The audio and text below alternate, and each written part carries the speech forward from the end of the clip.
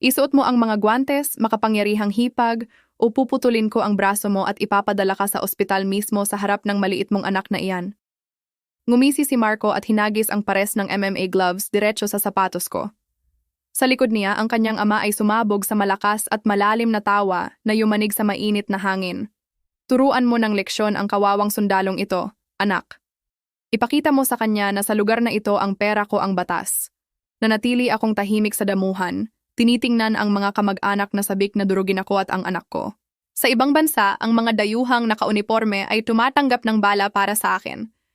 Dito, ang sarili kong pamilya ang nagtutulak ng pinakamalalim na kutsilyo sa likod ko.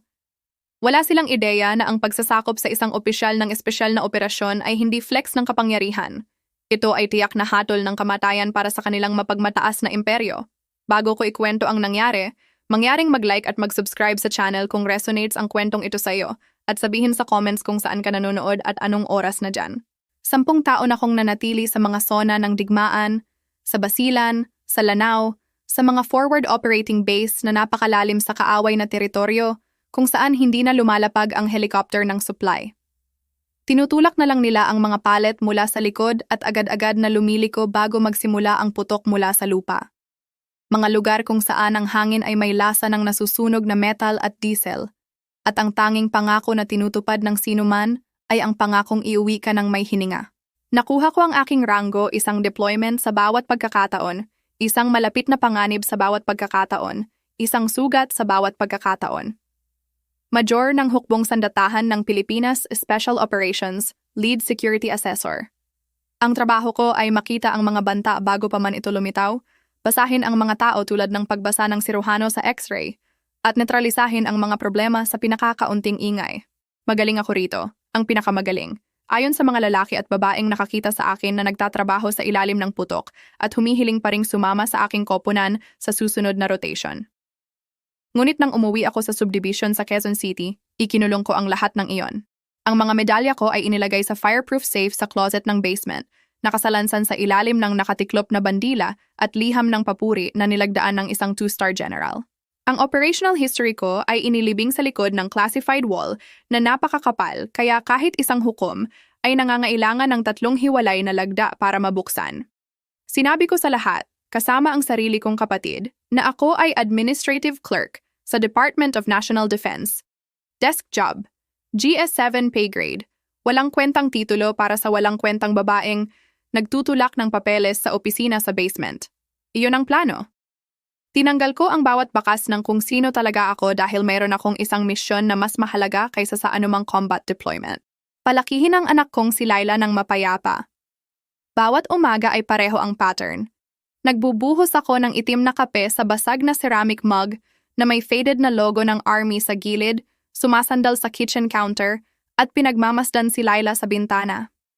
Nasa bakuran siya pagsapit ng 7:00 m, hinahabol ang pusa ng kapitbahay sa mga alias o gumagawa ng isang bagay mula sa mga sticks at putik malapit sa bakod sa likod. Sinusuri ko ang tree line sa ugali. Kinakatalogo ang mga poste ng bakod, ang mga blind spot malapit sa garahe, ang mga sight lines mula sa kalsada. Sinusukat ko ang distansya mula sa harapang pinto hanggang sa sidewalk. Binibilang ko ang mga segundo na dinadaanan ng kotse mula sa isang dulo ng kalye hanggang sa kabila.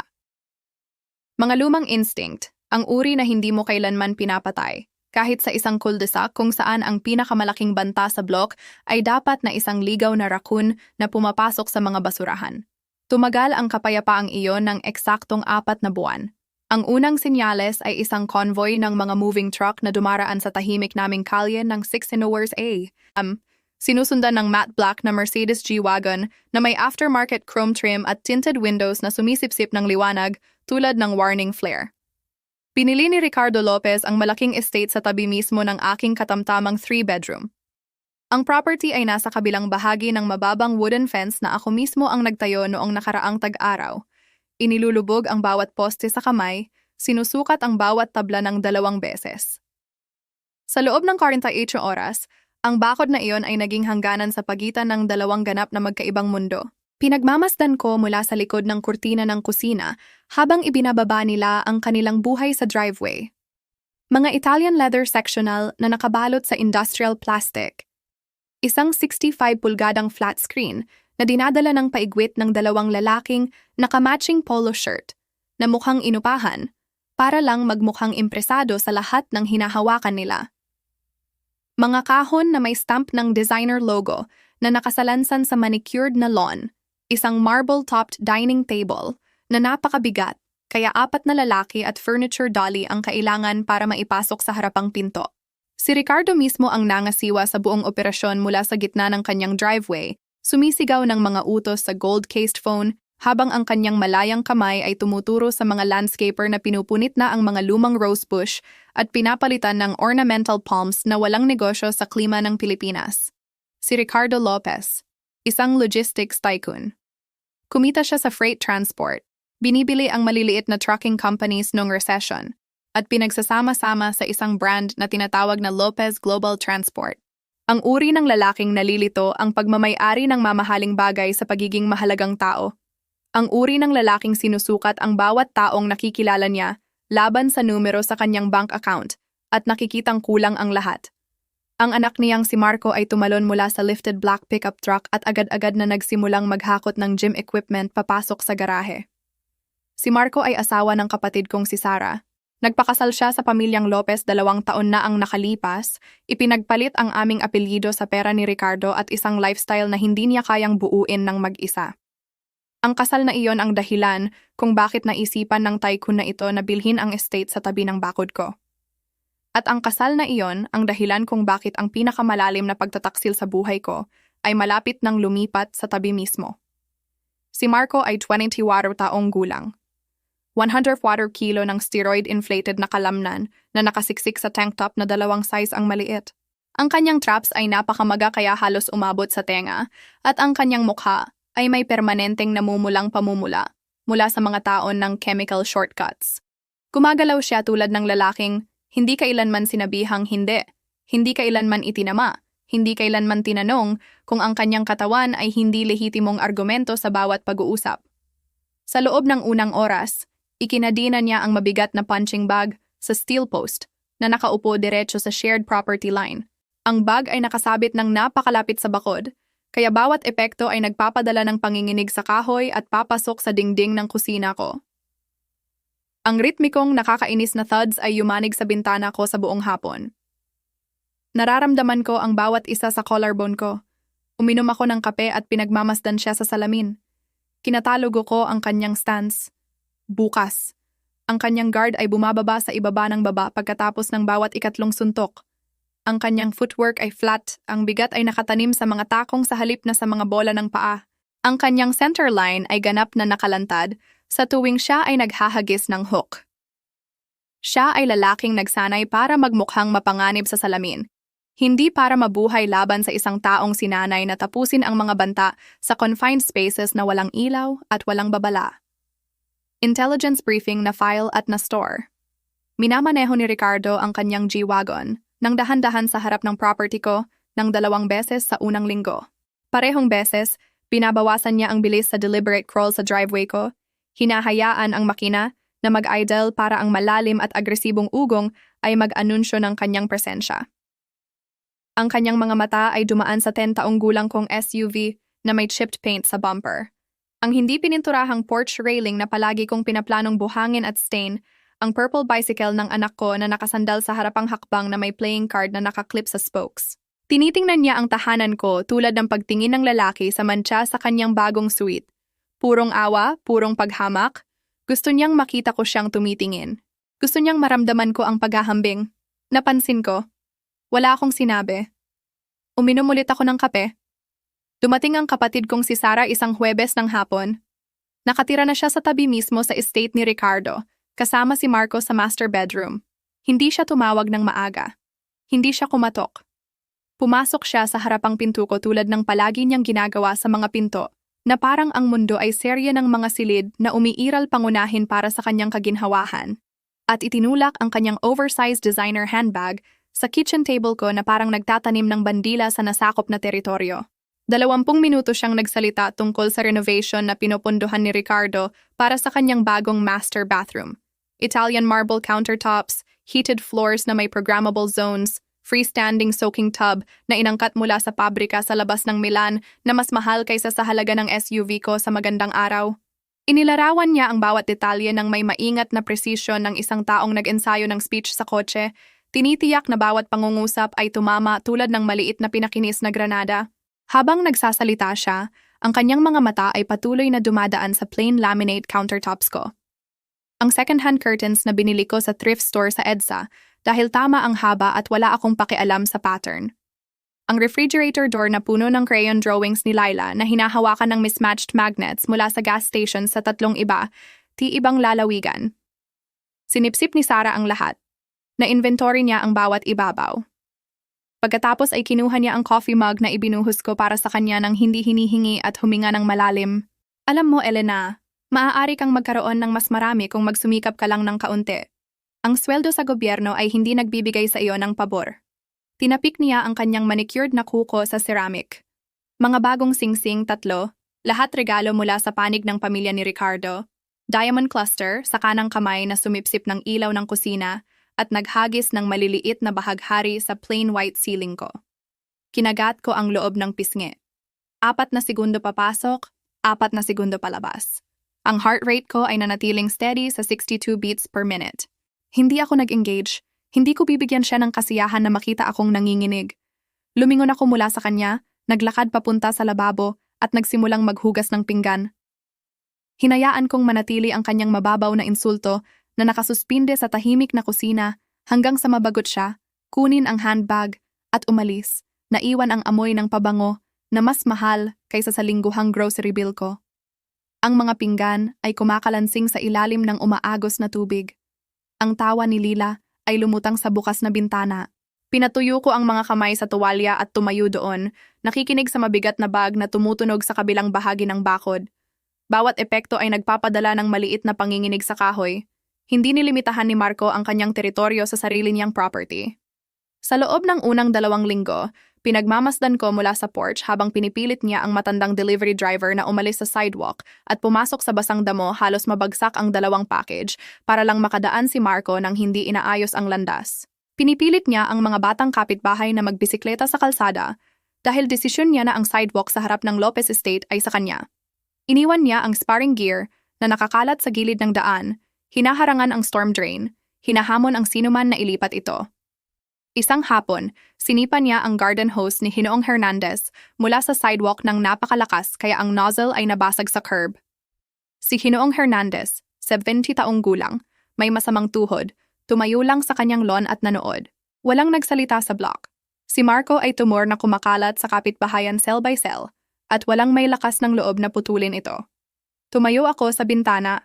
Pinatuyo ang baso ng dish towel. Sinusundan ang kanyang galaw tulad ng dati kong pagsubaybay sa hostile patrols mula sa rooftop position sa labas ng Cotabato. Napansin ko ang pattern, ang oras ng araw na lumalabas siya, ang mga ruta na kanyang nilalakaran, ang mga taong kanyang target. Na-file ko ito ng isang mainit na hapon ng Hulyo, ang uri ng araw kung saan kumikinang ang asphalt at sumisigaw ang mga sikada ng napakalakas, kaya nararamdaman mo ito sa ngipin. Si Laila ay nasa labas sa driveway na naghuhugas ng SUV ko. Hawak niya ang hose sa isang kamay at dilaw na sponge sa kabila, at binuksan niya ang radyo ng mahina sa bukas na bintana ng kotse. Isang pop song. Humuhuni siya, ganap na abala sa simpleng ligtas na gawain ng pagkuskos ng tire rim. Ang driveway ay may amoy ng sabon at mainit na asphalt at pinutol na damo. Dumating si Marco na naglalakad ng mabigat sa property line, walang damit sa itaas, pawisin, ang ugat sa leeg ay namamaga mula sa anumang iniksyon niya noong linggong iyon. Naglakad siya diretso sa SUV ko nang walang isang salita, nang hindi man lang sumulyap sa 11 taong gulang na batang babae na nakatayo mismo doon at itinulak ang kanyang malaking braso sa bukas na driver's window. Kinuha niya ang radio knob at pinaikot ng napakalakas kaya ang buong plastic assembly ay nabasag mula sa dashboard. Ang snap ay matalas at biglaan tulad ng maliit na buto na nabali. Ibinalibag niya ang basag na piraso sa basang asphalt at umungol diretso sa anak ko. Basurang musika. Ibaba mo sa susunod. Napaatras si Lila laban sa pinto ng kotse. Nahulog ang sponge mula sa kamay niya at sumapak sa basang semento. Malapad ang kanyang mga mata. Nagsimulang manginig ang baba. Masyado siyang natakot para sumigaw. Masyadong nagyelo para tumakbo. Masyadong bata para maunawaan kung bakit sisirain ng isang adult na lalaki ang isang bagay ng walang dahilan at pagkatapos ay sisihin siya dito. Nakatayo lang siya doon, basang sabon na dumudulas sa kanyang mga braso, nakatingin sa lalaking 3 beses ang laki niya na sumira sa kanyang ligtas na hapon dahil kaya niya. Nasa loob ako ng kusina, 6 na hakbang mula sa pintuan sa likod. Narinig ko ang snap. Nakita ko ang mukha niya sa bintana. Ang threat assessment system ko ay naging green papuntang red sa loob ng wala pang 1 segundo. Naghihigpit ang panga ko. Ang pulse ko ay nanatili sa 60 beats per minute. Ibinalibag ko ang baso na hinuhugasan ko at naglakad ng dahan-dahan pababa sa driveway. Ang mga kamay ko ay natural na maluwag sa gilid. Ang bigat ko ay lumipat pasulong sa mga bola ng paa. Bumaba ang balikat ko ng 1/4 ng pulgada. Naituwid ang gulugod. Ang katawan ko ay lumipat sa combat-ready posture na napaka-subtle kaya mukhang casual na hindi nagmamadaling lakad sa sino mang hindi sinanay na kilalanin ang pagkakaiba sa pagitan ng taong naglalakad at armas na papunta sa target nito. Huminto ako ng 4 na talampakan mula kay Marco, sapat na malapit para kumilos, sapat na malayo para basahin ang kanyang katawan. Ikinandado ko ang mga mata ko diretso sa tulay ng kanyang ilong, ang lugar kung saan bumabagsak ang peripheral vision, at nararamdaman ng tao ang buong walang putol na bigat ng pagiging pinagmamasdan ng isang taong hindi natatakot sa kanya.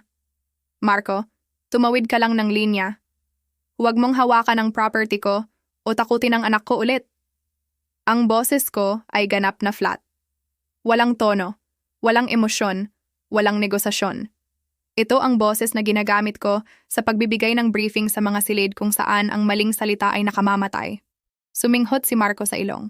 Pinalaki niya ang dibdib, hinihila ang balikat pabalik. Ginagamit ang purong masa para tumaas sa akin ng 20 sentimetro at 45 kilo. May amoy siya ng maasim na pawis at murang body spray at iron supplements. Tinitingnan niya ako pababa tulad ng pagtingin ng lalaki sa isang bagay na nakadikit sa ilalim ng sapatos niya. Ano ang gagawin mo? Idemanda mo ako? Ikaw ay isang washed up na matandang babae na nabubuhay sa kawawang military paycheck. Mag-ingat ka.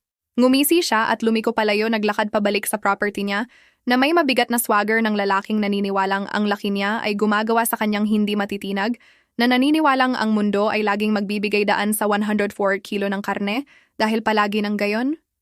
Hindi ko siya hinabol. Sinadya kong binigyan siya ng exit para de-escalate. Iyon ang protocol. Palagi mong binibigyan sila ng pinto na dadaanan bago mo alisin ang lahat ng pinto. Hinila ko si Lila sa aking mga bisig at hinawakan hanggang tumigil ang panginginig. Ang basang buhok niya ay bumasa sa harap ng damit ko. Ang maliliit niyang kamay ay humawak sa likod ng kwelyo ko. Sa kanyang balikat, pinagmamasdan ko si Marco na nawala sa likod ng bakod. Tumatawa pa rin sa sarili, hinahagis ang basag na radio knob sa hangin at hinuhuli ito tulad ng tropeyo. Idinikit ko ang mga labi sa tuktok ng ulo ni Laila. Ang kamay ko ay nagmamasahe ng mabagal na bilog sa kanyang likod. Ang mga mata ko ay nanatili sa bakod. Inilagay ni Marco ang kanyang sarili sa active target list ko. Dumating ang Agosto ng mainit at maingay. Nagdaos si Ricardo ng malaking backyard party para ipagdiwang ang pagkapanalo ni Marco ng murang plastic trophy sa local semi-contact tournament. Ang tournament ay may 8 fighters, kalahati ay teenagers, at nanalo si Marco sa forfeit sa semi-final nang mag-hamstring ang kalaban niya sa warm-ups. Ngunit ang trophy ay gold-colored at may pangalan niya na nakaukit sa maliit na plaque, at sapat na iyon para sa Ricardo na umarkila ng speaker system na sapat na makapangyarihan para yumanig ang bawat bintana sa block. Ang bass ay tumama sa mga dingding ng bahay ko ng napakalakas kaya ang baso ng tubig ni Laila ay nanginginig sa kitchen table. Sa aking bahagi ng bakod, may middle school friends si Laila para sa study group. 4 na batang babae na may textbooks at colored pencils at highlighters na nakakalat sa picnic table sa bakuran, nagtatrabaho sa summer reading assignment. Tahimik sila, nakatuon sila. Ginagawa nila ang eksaktong dapat gawin ng 20 taong gulang na batang babae sa isang hapon ng tag-araw kapag ang mundo ay karamihan pa ring ligtas na lugar. Nakita sila ni Marco sa gap sa bakod. Natagpuan niya ang perpektong audience. Hinila niya ang sparring gear sa property line at nagsimulang maghagis ng hyper-aggressive shadow strikes. Umuungol sa bawat swing, tinitiyak na marinig ng mga batang babae ang bawat hininga, ang bawat sampal ng kanyang kamao sa sariling palad. Naghagis siya ng spinning kicks na tumatabas sa hangin sa itaas ng bakod. At bawat sipa ay tumama sa mga tuktok na sanga ng pinahahalagahan kong lilac bushes. Ang mga itinanim ko noong taon na ipinanganak si Lila. Ang mga namumulaklak ng purple tuwing tagsibol at pinupuno ang bakuran ng katamisan na nagpapapikit kay Lila at huminga ng malalim. Bawat basag na sanga ay tumama sa damo ng matalas, basang kalansing. Sa pagitan ng mga sipa, naghagis siya ng mahahabang, mabagal na tingin sa mga batang babae. Sumipol siya ng mababa. Nag-flex siya ng mga braso at hinawakan ang posy, pinagmamasdan kung pinagmamasdan nila siya. Tumunog ang phone ko sa kitchen counter. Text mula kay Lila. 3 salita. Mama, tinatakot niya kami. Lumabas ako sa pintuan sa likod. Hindi ko ito isinara ng malakas. Naglakad ako diretso sa bakod ng may parehong measured, hindi nagmamadaling bilis na ginagamit ko sa hostile environments kapag ang bilis ay nangangahulugang panic at ang panic ay nangangahulugang pagkakamali. Huminto ako sa property line. Dalhin mo ang sirkus mo sa ibang lugar, Marco. Inaabala mo ang mga bata. Ang boses ko ay labahan na nakabalot sa cotton, tahimik, ngunit ang gilid ay nakalantad. Sumabog ang ego niya. Ang pagiging itinamang sa harap ng 4 na teenage girls ay higit pa sa kayang iproseso ng kanyang fragile, steroid-soaked self-image. Ang mukha niya ay naging pula hanggang halos purple. Nagmarcha siya sa property line sa 3 mabibigat na hakbang. Isinasara ang distansya ng napakabilis, kaya amoy ko ang stale protein shake sa hininga niya. Ang kanang kamay niya ay sumabog pasulong at kumuha ng kamao ng kwelyo ng damit ko. Hinila ako papunta sa kanya, ng sapat na lakas para maiangat ang mga takong ko mula sa lupa. Ikaw ay nangangahas magbigay sa akin ng utos, kayang-kaya kong putulin ang leeg mo ngayon, sigaw niya. Ang hininga niya ay mainit at maasim laban sa mukha ko. Tumama ang laway sa baba ko. Ang muscle memory ay nag-override sa bawat onsa ng pagpipigil na sinanay ko sa sarili na panatilihin sa civilian life. Sa loob ng wala pang 1 segundo, pinihit ko ang balakang counterclockwise para patayin ang kanyang forward momentum at gumuho ang anggulo ng kanyang braso. Ang kaliwang kamay ko ay ikinandado sa kanyang pulso. Pinaikot ito palabas, hyperextending ang tendon sa likod ng kamay niya. Ang kanang hinlalaki ko ay nagtulak diretso sa median nerve cluster sa loob ng kanyang braso, ang particular na bundle ng fibers na nakaupo sa ibaba ng muscle belly at kontrolado ang grip reflex. Kasabay nito, sinipa ko ang elbow joint niya pataas lampas sa natural extension point. Ang galaw ay textbook nerve disruption na itinuro sa Advanced Combatives Instructors sa Fort Magsaysay, idinisenyo para netralisahin ang mas malaking attacker nang hindi nagiiwan ng pasa, nang hindi binabasag ang buto, at nang hindi lumilikha ng ebidensya. Agad na bumagsak si Marco sa damo na parang na-unplug ang mga binti mula sa gulugod. Ang bibig niya ay bumuka ng malapad, ngunit ang tunog na lumabas ay halos hindi tao. Isang sinakal, walang hangin na hininga na nagtapos sa high-pitched na wheeze. Ang buong kanang braso niya ay nagspasm mula sa nerve strike. Ang mga daliri ay nanginginig at kumukulot ng hindi kusang loob sa kuko. Agad kong binitawan ang lock. Tumalon ako pabalik ng 2 buong hakbang. Itinanim ang mga paa ng malapad at inilagay ang hitsura ng wide-eyed clumsy shock sa mukha ko. Ay Diyos ko, mag-ingat Marco. Nadapa ka ba sa ugat ng puno? Sigaw ko ng sapat na malakas para marinig ng mga batang babae sa picnic table, sapat na malakas para sa sino man sa party, sa kabilang bahagi ng bakod, dahil ang katawan ko ang humarang sa anggulo mula sa bawat sightline, dahil inilagay ko ang sarili sa pagitan ni Marco at ng tanging saksi mukhang sa mga batang babae na siya lang ang sumugod pasulong at face-planted ng spectacular sa lawn ng mag-isa. Nanood sila sandali ng nalilito. Pagkatapos ay may natawa at bumalik silang lahat sa textbooks. Gumapang si Marco palayo sa mga kamay at tuhod. Ang kanang braso niya ay nakakulot laban sa tadyang tulad ng basag na pakpak. Ang mukha ay napaka-purple sa kahihiyan, kaya umabot ang kulay sa dulo ng tenga. Hinila niya ang sarili sa property line at nawala sa likod ng ornamental palms ng ama niya. Pinagmamasdan ko siyang umalis. Ikinrus ko ang mga braso. Lumingon ako at naglakad pabalik sa loob. 1 oras ang lumipas. Ang mga hinge ng harapang pinto ko ay yumanig sa ilalim ng mabibigat na kamao. Ang pagtambol ay napakalakas kaya ang deadbolt ay nanginginig sa housing nito at ang framed photo ng kindergarten class ni Laila ay tumalon sa gilid sa hallway wall. Alam ko na kung sino ito. Huminga ako, itinakda ang panga at binuksan ang pinto. Napuno ni Ricardo Lopez ang buong frame. Ang mukha niya ay kulay ng hilaw na karne. Ang panga niya ay gumigiling ng paigwit ng napakalakas kaya marinig ko ang mga mular na kumakiskis. Sa tabi niya ay nakatayo si Marco. Hinahawakan ang spasming na braso tulad ng nasugatang hayop. Ang lower lip ay nakapout ng napakalaki at napakabata, kaya magiging nakakatawa kung ang sitwasyon ay hindi napakabigat ng tunay na banta. At sa likod ng dalawa, mga braso na nakakrus, mukha na ganap na detached.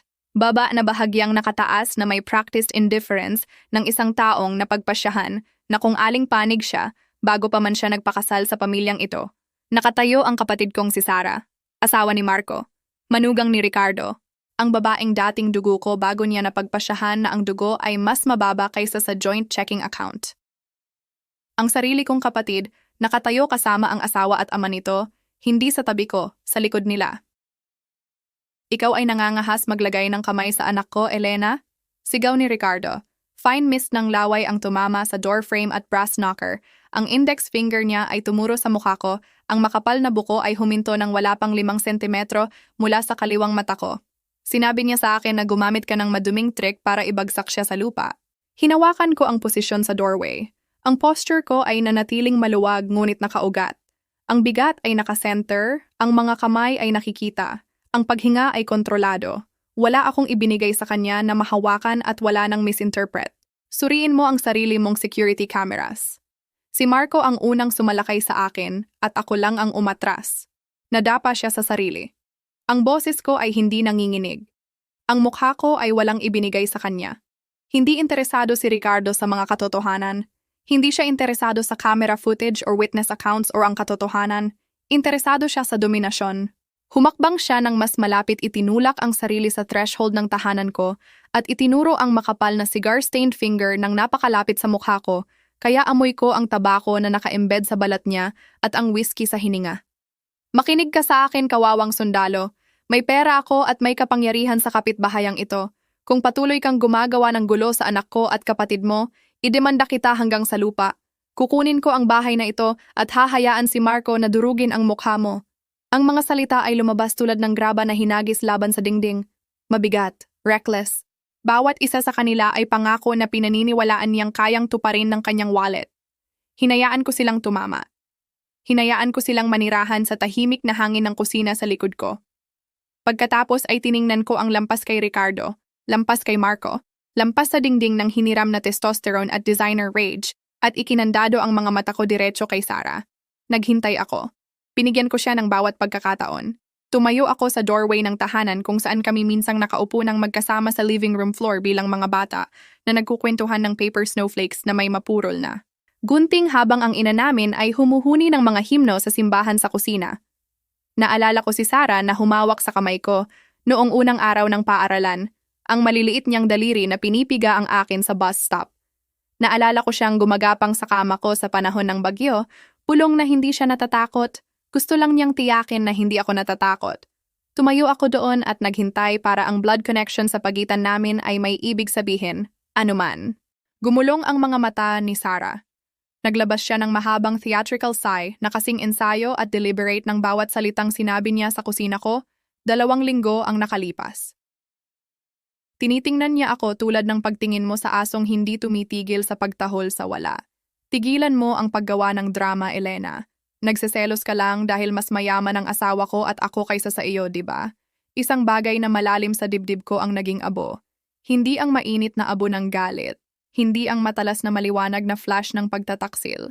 Ang malamig, powdery gray na abo ng isang bagay na namamatay ng tahimik, permanente, at walang seremonya, ang uri na makikita mo sa fireplace 3 araw pagkatapos mag-apoy ang apoy. Wala nang maisave, wala nang masusunog. Ang kapatid ko ay kasi sign lang ng aking pagkawasak. Ibinigay niya ako sa lalaking nagbanta na kunin ang tahanan ko at hayaang basagin ng anak niya ang mga buto ko. At ginawa niya ito para sa heated bathroom floors at Italian marble at soaking tub mula sa Milan. Ang tactical processor sa utak ko ay na-activate. Ginawa nito ang idinisenyo nitong gawin sa hostile environments. I-freeze out ang bawat onsa ng civilian grief, bawat childhood memory, bawat bakas ng pag-asa. Na ang pamilya ay nangangahulugang anumang bagay na higit sa salitang ginagamit ng mga tao para bigyang katwiran ang pagtataksil at bihisan ang kaginhawahan bilang pag-ibig. Hindi ako umiyak. Hindi ako nakipagtalo. Hindi ako nagmakaawa. Hindi ako nagpaliwanag sa sarili. Tiningnan ko ang tatlo sa kanila na nakatayo sa porch ko at opisyal kong reclassified ang sarili kong laman at dugo bilang hostile targets. Umatras ako. Hinawakan ko ang gilid ng mabigat na wooden door. Isinara ko ito diretso sa mukha nila. Ang lock ay kumalik sa lugar na may tunog tulad ng rifle bolt na dumudulas sa bahay. Sa kabilang bahagi ng pinto, sumisigaw pa rin si Ricardo. Ang boses niya ay nawala habang naglalakad ako pababa sa hallway. Naupo ako sa kitchen table kung saan ang math homework ni Laila ay nakakalat pa rin sa ilalim ng lamp. Kinuha ko ang lapis at ipinagpatuloy ang pagtulong sa kanya sa long division. Ang kamay ko ay hindi nanginginig. Labor Day. Ang buong kapitbahayan ay nagtipon para sa taunang outdoor barbecue sa dulo ng block. Itinayo ni Ginoong Hernandez ang kanyang sinaunang charcoal grill, ang may kalawang na paa na sinumpaan niyang mas masarap ang lasa ng burger.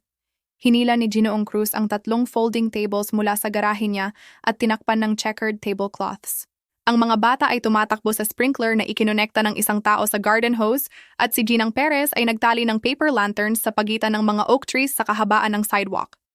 Nakatayo ako malapit sa grill na may hawak na paper plate na may half-eaten burger, nakikipag-usap kay Ginoong Hernandez tungkol sa kanyang rose garden habang si Laila ay naglalaro ng tag sa 3 iba pang batang babae sa malayong dulo ng lawn. Ang relaxed atmosphere ay nabasag sa sandaling dumating ang mga lalaking Lopez na nagmamarcha sa kalye na sinasamahan ng 4 na kaibigan ni Marco mula sa dojo. Naglakad sila shoulder to shoulder, kinukuha ang buong lapad ng sidewalk. Pinipilit si Ginang Perez na umalis sa curb at pumasok sa damo kasama ang walker niya para lang hayaang makadaan sila. Nakasuot si Marco ng sleeveless compression shirt at mayroon ng puting athletic tape ang mga kamao.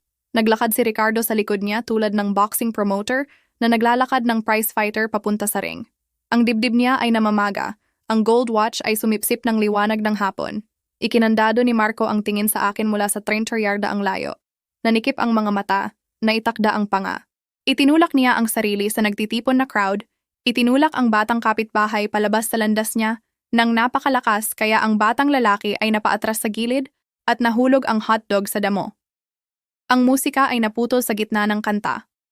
Ang mga pag-uusap ay namatay sa gitna ng pangungusap. Bawat ulo sa block ay lumiko patungo sa gitna ng lawn. Huminto si Marco ng 5 talampakan sa harap ko. Umabot siya sa likod at hinagis ang pares ng MMA gloves sa lupa sa paa ko. Tumama ang mga ito sa dulo ng sapatos ko nang may mabigat na leather thud.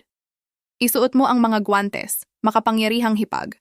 Sa tingin mo ba ang murang trick na nagpadapa sa akin ay kahanga-hanga? Hinahamon kita dito mismo, ngayon din, sa harap ng lahat. Ang boses niya ay nagdala sa buong pagtitipon. Ito ay tumalbog sa mga bahay. Ito ay umabot sa bawat porch. Ito ay hindi pribadong konfrontasyon. Ito ay pampublikong pagbitay sa dignidad ko. Staged at rehearsed, idinisenyo para sa maximum humiliation sa harap ng bawat taong kailangan kong makasama. Tumawa si Ricardo mula sa likod ng crowd ng malakas at deliberate, ang mga braso ay nakatiklop sa dibdib. Aktibo niyang sinusuportahan ang anak niya na bugbugin ang isang babae sa harap ng mga bata sa holiday. Ang buong kalye ay humawak ng hininga. 40 tao na nakatayo ng nagyelo na may mga plato at tasa sa kamay. Ang sprinkler ay sumisitsit sa likod namin. Ang charcoal ay pumuputok sa grill. Walang gumalaw. Walang nagsalita. Nakatayo si Lila sa gilid ng lawn. Ang mukha niya ay naging puti. Ang mga daliri niya ay humawak sa hem ng damit ng napakalakas, kaya ang mga buko ay mukhang maliliit na bato sa ilalim ng balat. Nakatingin siya sa akin, hindi kay Marco, hindi kay Ricardo, sa akin. Tinitingnan niya ako tulad ng pagtingin ng bata sa tanging tao sa mundo na nagpamalas sa kanya ng seguridad. Hinahanap sa mukha ko ang sagot sa tanong na hindi niya alam kung paano itanong. Napagtanto ko sa sandaling iyon nang may kalinawan na napakatalas, kaya pinutol ang bawat layer ng camouflage na itinayo ko sa paligid ng sarili. Sa nakaraang 4 na buwan na kung umatras ako, ang psychological terrorism laban sa anak ko ay hindi kailanman titigil. Mamamayani si Marco sa kalye na ito. Mamamayani siya sa porch ko, driveway ko, fence line ko. Mamamayani siya sa takot sa mga mata ni Lila sa tuwing marinig ang mabigat na yapak sa labas ng bintana ng kwarto niya. Mamamayani siya sa flinch sa balikat niya sa tuwing magtaas ng boses ang malaking lalaki. Hindi ko ito papayagan. Dahan-dahan kong inilagay ang paper plate sa picnic table. Pinahiran ko ang mga kamay sa napkin at inilagay sa tabi ng plato. Tiningnan ko si Laila at binigyan siya ng isang mabagal, nakasisigurong tanguan. Pagkatapos ay inabot ko ang zipper ng jacket ko. Hinila ito pababa at hinayaan ang jacket na dumulas mula sa balikat ko sa bench sa likod. Hakbang ako palabas sa gitna ng lawn. Nakasuot ako ng plain gray t-shirt at tactical boots. Wala nang iba, walang gear, walang gloves, walang tape sa mga kamay, walang theatrics. Tumayo ako ng may mga paa na shoulder width ang layo, ang mga braso ay relaxed sa gilid, ang baba ay level, ang mga mata ay nakalock pasulong. Ang boses ko ay bumaba ng isang octave at 10 taon ng maingat, deliberate camouflage ay nahulog sa isang solong pangungusap. Isang tuntunin. Hinawakan ko ang mga mata ni Marco nang hindi kumikindat. Kapag gusto mong sumuko, manatiling flat sa lupa. Sumabog si Marco sa mapagmataas na tawa. Bumaong siya sa mga daliri ng paa, naghahagis ng flashy shadow punches sa hangin, pinapaikot ang leeg, naglalaro sa crowd tulad ng palagi niyang ginagawa sa crowds. Nagpe-perform para sa audience na inaakala niyang manonood sa kanyang panalo. Wala siyang ideya na nakapasok na siya sa kill zone ng makina na idinisenyo, sinanay, nasubok at sertipikado para tapusin ang mga laban, hindi manalo sa kanila. Kung kailanman kailangan mong tumayo ng ganap na mag-isa habang ang sarili mong dugo ay nagtaksil sa iyo para sa pera, mangyaring i-like ang video na ito at ibahagi ang iyong karanasan sa comments. Gumuhit ako ng linya sa damo mismo noon at oras na para kolektahin ang utang. Hindi naghintay si Marco ng countdown. Sumugod siya diretso sa akin na may textbook 1-2 combination. Isang left jab para itakda ang range na sinusundan agad ng mabigat na overhand right na idinisenyo para alisin ang ulo ko mula sa balikat. Sa isang civilian na nakatayo sa crowd na iyon, ang mga suntok ay magiging nakakatakot. 104 kilo ng chemically enhanced na kalamnan na gumagalaw sa full speed. Mga kamao na mahigpit na nakabalot, mga mata na nakalock na may predatory focus. Sa isang special operations combatant, ang kanyang mga galaw ay na-broadcast sa slow motion. Ang kanyang jab ay telegraphed ng isang buong segundo bago gumalaw ang kamao. Ang kanang balikat niya ay bumaba. Ang kaliwang paa ay overcommitted. Ang guard ay bumababa sa ibaba ng baba sa sandaling i-load niya ang overhand. Ang buong OODA loop niya, ang cycle ng observe, orient, decide, at act na namamahala sa bawat combat exchange ay fatal na sinakal ng sariling ego. Napagpasyahan na niya kung paano ito matatapos bago pa man magsimula. Inakala niya na ako ay manginginig. Inakala niya na isasara ko ang mga mata at itataas ang mga kamay at mag-urong pabalik, tulad ng bawat babae sa buhay niya kapag itinaas niya ang boses o kamao. Itinayo niya ang buong fighting identity sa assumption na ang intimidation ay pareho ng skill. Sa halip na umatras, hakbang ako diretso sa loob ng arc ng kanyang mabigat na right hook. Ang kamao niya ay tumabas sa walang laman na hangin 6 na pulgada sa likod ng ulo ko. Naramdaman ko ang marahas na whoosh na dumaan sa tenga ko. Naramdaman ko ang displaced air na kumikilos sa buhok ko at sa likod ng leeg. Bago niya ma-retract ang braso, bago pa man ma-register ng utak niya na napalampas ang suntok, idinikit ko ang parehong palad ng flat sa kanyang tricep at dibdib. Ginamit ko ang sarili niyang malaking forward momentum laban sa kanya, idinirekta ang 104 kilo ng uncontrolled force sa bagong vector. Simpleng physics.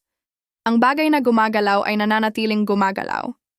Hindi ko kailangang lampasan ang lakas niya. Kailangan ko lang baguhin ang direksyon. Napaatras si Marco ng marahas sa akin, ang mga paa ay nagkakasalabid sa ilalim ng sariling bigat.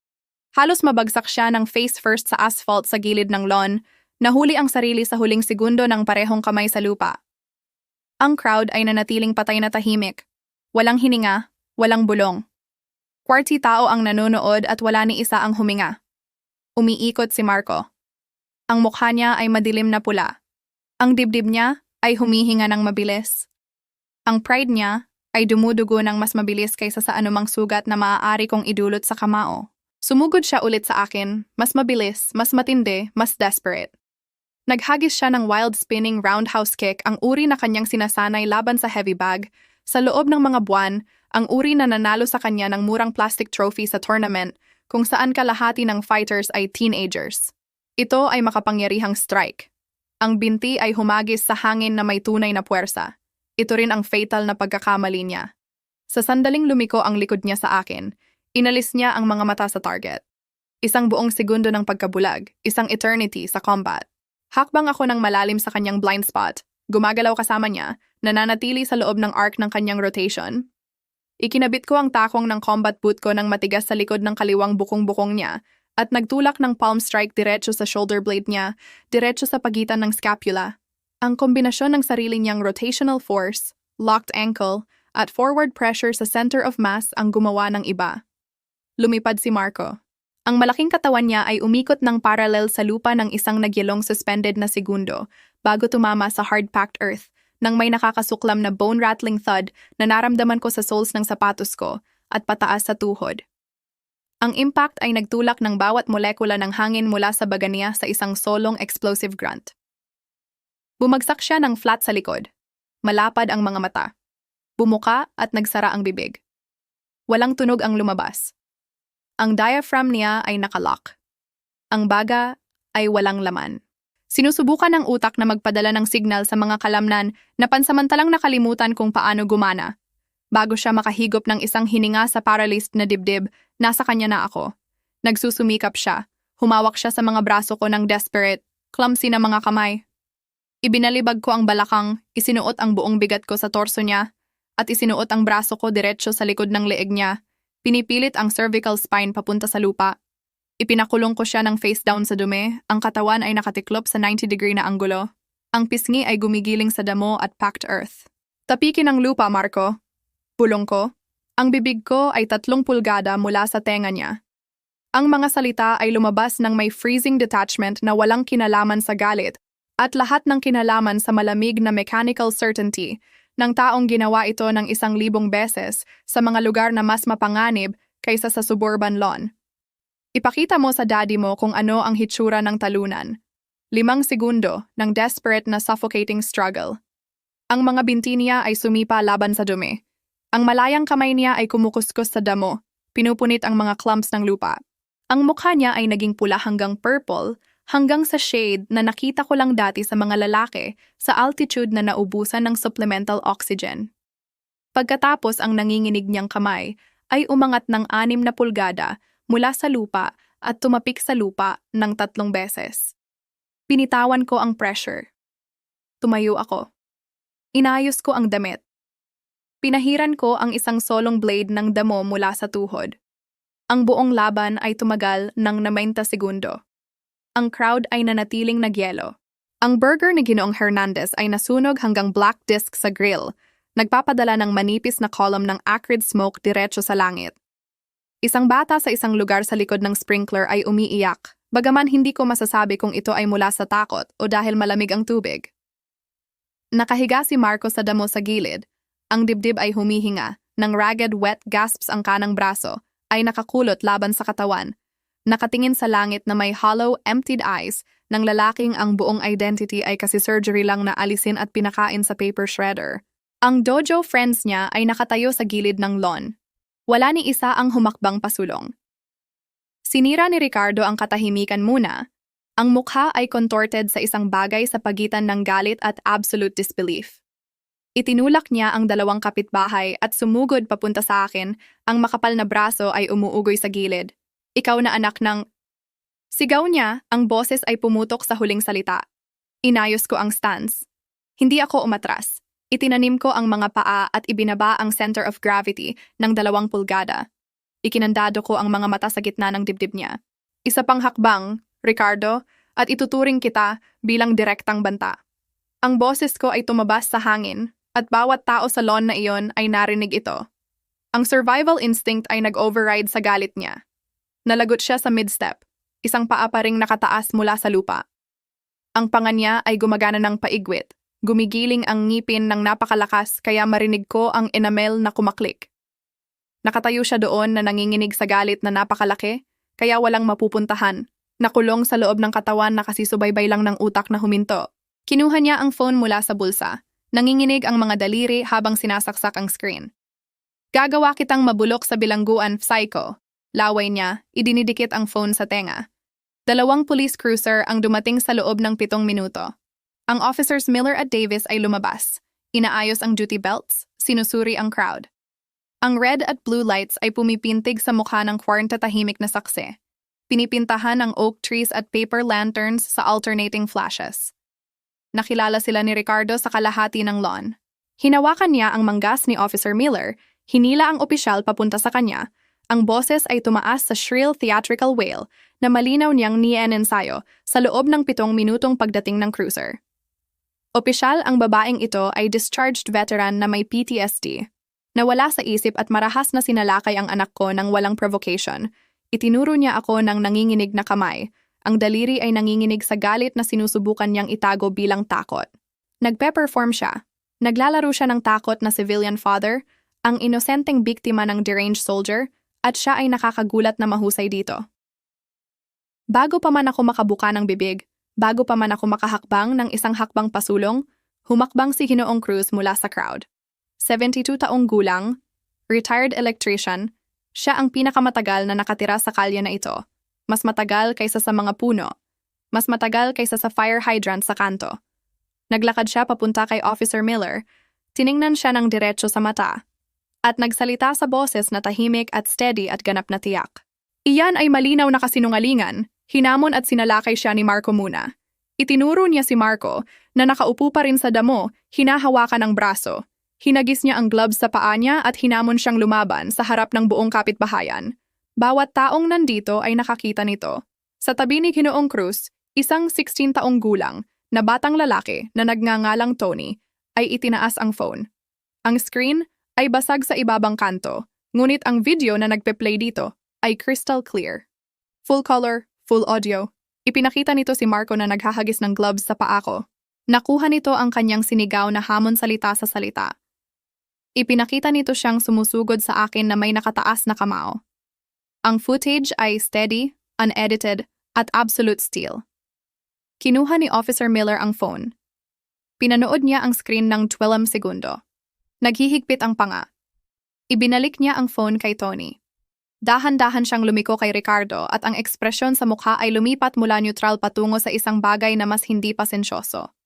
Kung may makukulong ngayon, ang anak mo para sa assault, may dalawa kang pagpipilian. Dalhin mo ang anak mo pa uwi ngayon o arestuhin ko kayong dalawa para sa disturbing the peace at witness intimidation. Bumagsak ang bibig ni Ricardo. Ang mukha niya ay dumaan sa 4 na shade ng pula. Nakatayo siya doon ng 3 buong segundo na nagpoproseso ng realidad na ang pera niya ay hindi makakapag-rewrite ng nakita ng warranted tao, na ang performance niya ay na-play sa maling audience, na ang badge na nakatayo sa harap niya ay walang pakialam kung ilang truck ang pagmamay-ari niya. Hinawakan niya si Marco sa mabuting braso at hinila siya ng may karahasan na nagtulak sa parehong opisyal na mag-tense at maglipat ng bigat pasulong. Hinila niya ang anak papunta sa kalye, ngunit sa gilid ng lawn huminto siya. Lumingon siya pabalik. Itinuro niya ako at ang boses ay bumaba sa mababang. Nanginginig na growl na sinadya upang magmukhang nakakatakot, ngunit lumabas na parang lalaking kasisip na nakatayo siya sa gilid ng isang bagay na hindi niya mabibili pabalik. Hindi ito tapos, Elena. Malalaman ko kung saan ka nagtatrabaho at sisirain ang military career mo. May pera at kapangyarihan ako na hindi mo maisip. Ikinrus ko ang mga braso. Pinagmamasdan ko siyang hilahin ang basag na anak pababa sa sidewalk tulad ng piraso ng sira-sirang luggage.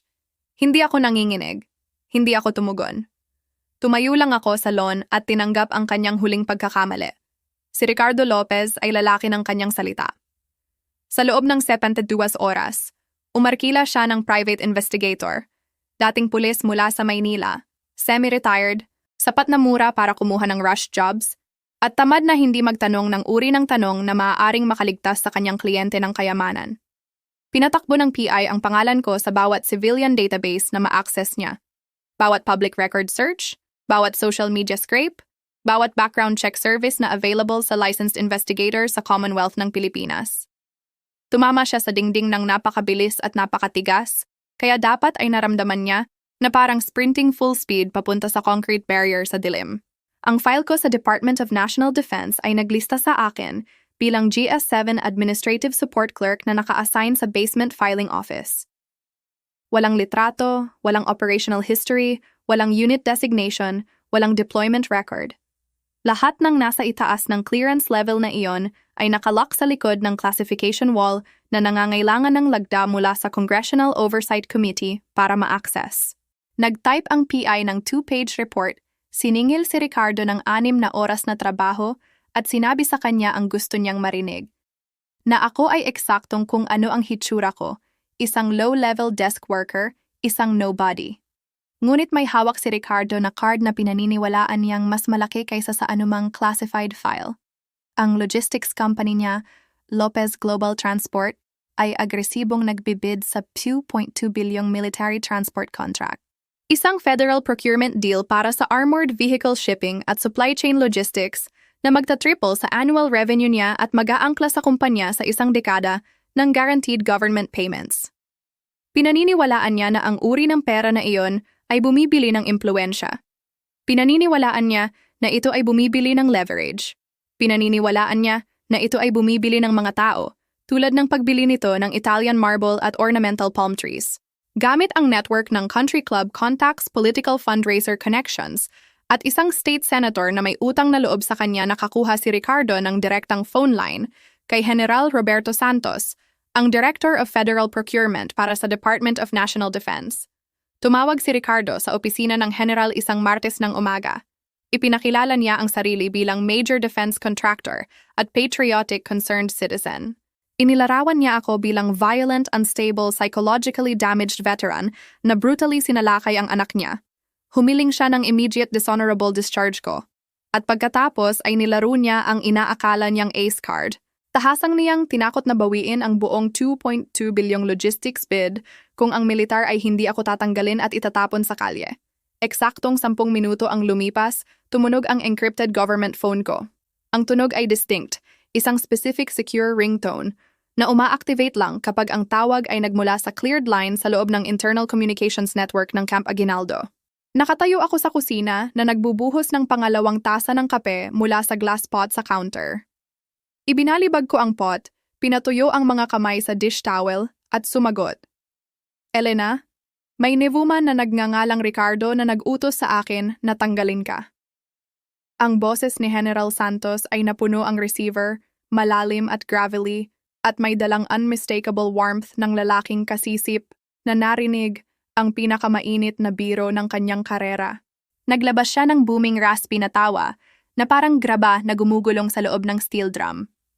Sumandal ako sa counter, naramdaman ang ngiti na humila sa kanto ng bibig at naghintay sa iba. Hinayaan ko siyang maubos ang lahat ng kanyang kayabangan, patuloy ang general. Ang tono niya ay lumipat, ang tawa ay naubos. Pinalitan ng malamig na surgical precision ng 3-star officer na naghahatid ng verdict na hindi maaaring i-appeal. Pagkatapos ay ipinaalam ko sa kanya na ikaw ang lead security assessor na may hawak ng bid file para sa kanyang kumpanya. Ang kanyang phone call na nagbabanta sa iyo ay bumubuo ng seryosong conflict of interest at personal vendetta violation. Isinara ko ang mga mata. Ang 2.2 bilyong bid ay pinunit, hindi suspended, hindi flagged for review, permanente pinunit. Bawat background check, bawat compliance certification, bawat security clearance na nauugnay sa Lopez Global Transport ay ngayon may stamp ng Federal Conflict of Interest Violation na susundan ang kumpanya ni Ricardo sa bawat government procurement database sa susunod na 2 dekada. Walang sangay ng hukbong sandatahan ng Pilipinas ang tatanggap ng bid mula sa kanyang kumpanya. Walang federal agency ang magpoproseso ng application na may pangalan niya. Sa isang phone call na hinihimok ng pure uncut ego, permanente niyang sinira ni Ricardo Lopez ang sarili niyang financial empire. Nagpasalamat ako sa general. Sinabi niya sa akin na manatiling matalas. Binitawan niya. Ibinalibag ko ang phone sa counter, kinuha ang coffee mug, at uminom ng mabagal, tahimik. Tahimik ang kusina.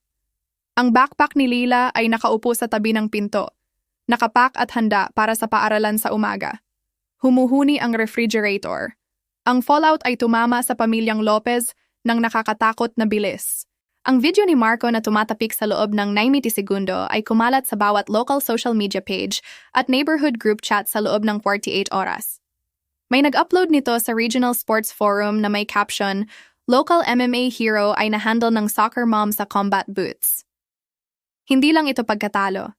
Ito ay surgical public humiliation ng lalaking nagtayo ng buong identity sa paligid ng pagiging pinakamapanganib na tao sa bawat silid na kanyang pinapasok. Ang mga comments ay walang awa. Ang shares ay dumami overnight. Si Master Silva, ang head instructor sa dojo ni Marco, ay nanood ng footage ng 3 beses. Naupo siya sa desk sa opisina at i-replay ang 90-segundo frame by frame. Pinag-aaralan ang footwork, ang anggulo ng redirection, ang precise mechanics ng final pin. Pagkatapos ay tumawag siya ng assembly. Bawat estudyante sa gym ay nakahanay sa mat. Si Marco ay nakatayo sa gitna ng mag-isa sa harap ng 30 taong nanood sa kanya na mag-strut sa gym na iyon sa loob ng mga taon. Tinanggal ni Master Silva ang black belt niya sa harap ng peers. Sinabi niya ang 6 na salita, "Ikaw ay banned mula sa dojo na ito." Nagmaneho si Marco pauwi ng tahimik. Pumasok siya sa harapang pinto, umakyat sa taas, at ikinandado ang sarili sa kwarto. Hindi siya lumabas sa loob ng 3 araw. Ang logistics company ni Ricardo ay pumasok sa death spiral sa parehong linggo. Ang pagkawala ng 2.2 bilyong federal contract ay hindi lang nagkakahalaga sa kanya ng projected revenue. Nag-trigger ito ng chain reaction na hindi kailanman na model ng kanyang accountants dahil hindi nila naisip ang senaryo kung saan ang sariling bibig ni Ricardo ang armas na sumira sa kumpanya. Ang kanyang investors, 3 private equity partners, at isang regional bank ay pinangakuan ng guaranteed federal contract bilang cornerstone ng kanilang growth projections. Kapag ang contract ay umalis, ang mga pangako ay gumuho kasama nito. Hinila nila ang funding overnight. 2 sa pinakamalaking warehouse clients ni Ricardo ang nag-terminate ng leases sa loob ng buwan. Binanggit ang tinatawag ng kanilang mga abogado ng maingat na reputational at compliance concerns. Ang bangko na may hawak ng construction loan niya ay nagpadala ng formal review notice na humihiling ng full financial disclosure sa loob ng 30 araw. Ang fake veneer ng Lopez Empire na itinayo sa credit lines at inflated projections, at ang mapagmataas na assumption na ang pera ay maaaring lampasan ang consequence ay nabasag mula sa foundation pataas. Si Sarah, ang kapatid ko na nagpakasal kay Marco at pinili ang pera ng pamilya niya kaysa sa sariling dugo, na tumayo sa porch ko at tinawag akong nagseselos habang ang biyenan niya ay nagbanta na sirain ang buhay ko, ngayon ay nakulong sa loob ng financial collapse na hindi niya naiintindihan at hindi niya makatakas. Ang heated bathroom floors ay mainit pa rin. Ang Italian marble ay pinakinis pa rin at kumikinang sa ilalim ng vanity lights. Ngunit ang pera na nagbayad para sa bawat square inch nito ay sumingaw ng mas mabilis kaysa sa kayang gastusin niya. At ang lalaking nangako sa kanya ng buhay ng luho ay ngayon ginugugol ang gabi sa telepono, kasama ang bankruptcy attorneys sa halip na restaurant hostesses. 2 buwan ang lumipas, isang malaking moving truck ang nag-idle sa driveway ng Lopez. Ang makina ay umuugong ng mababa at mabigat, yumanig ang hangin sa pagitan ng aming properties sa huling pagkakataon. Ang truck ay puti na walang logo. Hindi man lang sila umarkila ng branded company. Sila mismo ang nagpack ng mga kahon. Nakatayo ako sa porch na may hawak na mainit na mug ng itim na kape, pinagmamasdan silang mag-load ng natitira. Si Ricardo ay may hawak na floor lamp na may crooked shade. Si Sarah ay may hawak na garment bag sa isang braso at kahon ng kitchen utensils sa kabila. Ang designer sunglasses ay nakapush up sa ulo kahit na maulap ang langit. Hindi niya ako tiningnan.